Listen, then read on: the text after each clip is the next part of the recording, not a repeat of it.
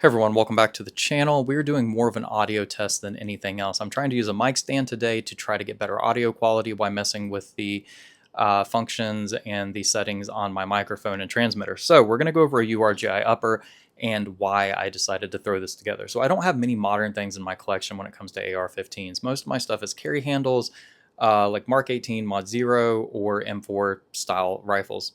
I do have one URG-I that's not really clone correct. It's a Mark 14 rail.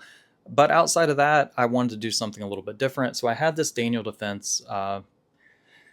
It's not a Daniel Defense upper. It was a Daniel Defense barrel with a pin front sight block and a Colt upper with bolt carrier group and things. And they came from Clyde Armory. There were two options. One, 450, you're guaranteed a Daniel Defense barrel and a Colt upper and matching bolt carrier group. Second option was 329, and you get what they send you. You could get whatever. I ended up getting the Daniel Defense barrel with the pin front sight block, the Colt upper, bolt carrier group, and charging handle. But the upper, the front, fuck.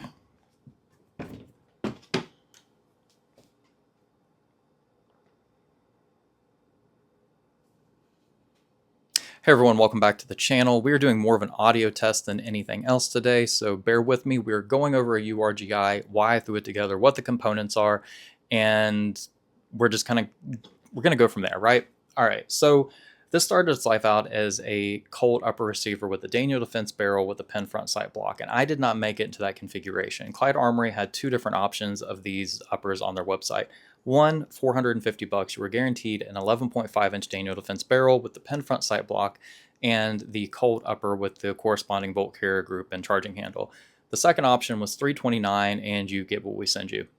It could be like any configuration. So I gambled, did the 329. My buddy did the 450. His upper was a lot better condition. The 329, though, I did get the Daniel Defense barrel with the pin front sight block, Colt bolt carrier group and charging handle, and Anchor Harvey Colt upper. So got it in, was very enamored at first, was like, hell yeah, this is a really cool configuration.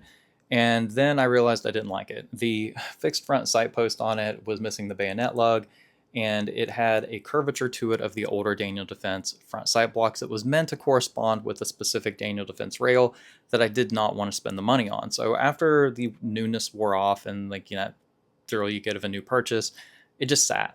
And so eventually I hit up Thoroughbred Armament, was like, look, man, I've got this really nice Daniel Defense barrel. It's basically new. It's got a pinned front sight block, but I want to do something different with it. He was like, well, you could go with a Fed rail. You could just URG-I it. And I was like, there we go. URG-I, what's my options?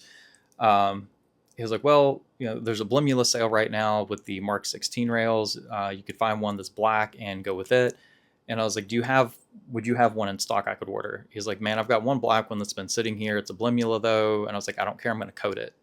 There we go. So I ordered it, got it in, and had my buddy immediately coat it with like a Daniel Defense type brown that's on the Block 2 type upper receiver groups. And then I hit it with spray paint and then removed a little bit of the spray paint to make it have a distressed look to show the brown through.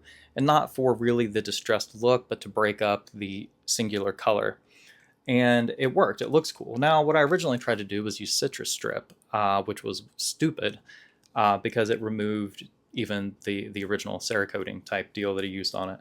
Well, Duracoat. And I wanted to use Duracoat, by the way, so I could remove all of the coating in the future if I wanted to.